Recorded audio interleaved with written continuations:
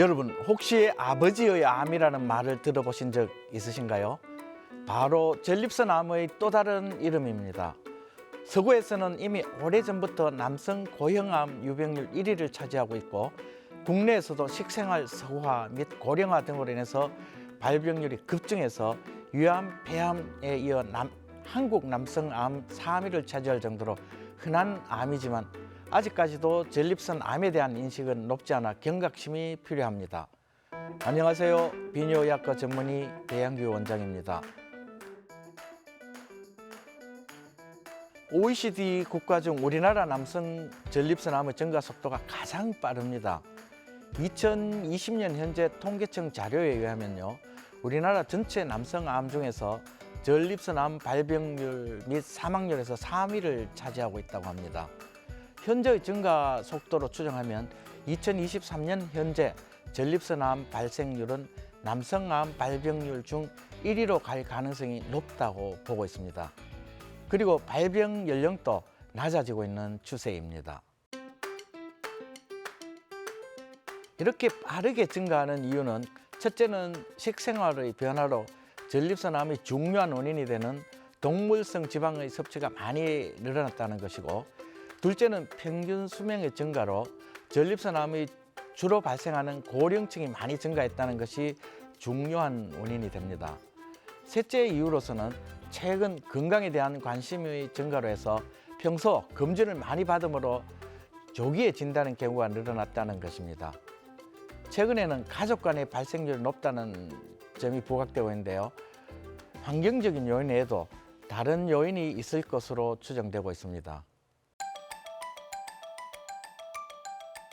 다른 암에 비해 특징적인 증상이 없이 대개 전립선 비대증의 증상과 비슷해서 나이가 들어서 나타나는 배뇨장애 증상의 하나로 간주하고 지나치는 경우가 많았고요. 또 전립선 암의 유병률이 높지 않았다는 것이 이유가 아니었나 봅니다. 하지만 최근에 들어서 고령화나 식생활의 서구화 등으로 해서 전립선 암의 유병률이 급속히 증가함으로 해서 주목을 받기 시작했다고 봅니다.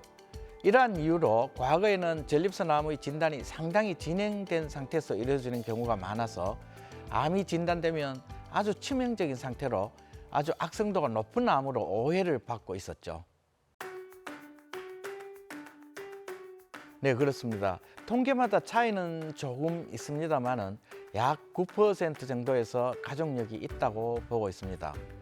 가족 중 전립선 암 환자가 있으면 일반인에 비해서 8배 정도 발생률이 높고, 암 환자 형제가 있으면 3배, 1년성 쌍생아에서 암이 있으면 4배 정도 전립선 암 발생률이 높은 것으로 보고 있습니다.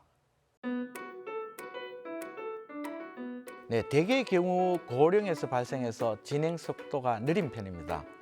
조기에 발견해서 적절한 치료만 받는다면 5년 생존율은 90% 이상, 특히 전립선 피막을 벗어나지 않는다면 99%까지, 10년 생존율은 80% 이상을 보고 있습니다. 하지만 진단이 조금만 늦어져 전립선을 벗어난다면 5년 생존율은 31% 정도로 일반 다른 암들과 비슷하다고 보면 될 것 같습니다. 모든 암에서와 마찬가지로 조기 진단과 조기 치료가 골든타임입니다. 암 조직의 악성도가 높지 않고 암 표지자의 수치만 좋게 나타난다면 주의 깊은 관찰만 하는 경우도 있고, 전립선을 벗어나지 않은 암은 수술 시 완치를 기대합니다. 뼈에 있는 수용체와 전립선 암의 수용체가 비슷해서 그런 게 아닌가 하는 연구도 있기는 합니다만은 아직 확립된 근거는 없습니다. 흔히 척추나 요추에 전이가 많이 일어나는데요, 가끔 요통 등으로 해서 다른 과를 먼저 방문했다가 비뇨의학과로 넘어오는 경우가 들어 있습니다. 이런 경우에는 암이 상당히 진행된 상태로 예후가 아주 불량합니다. 이런 이유로 정기검진 시에 전립선을 잘 챙겨서 조기에 진단을 할 수 있도록 하는 것이 무엇보다도 중요하다고 할 수 있습니다.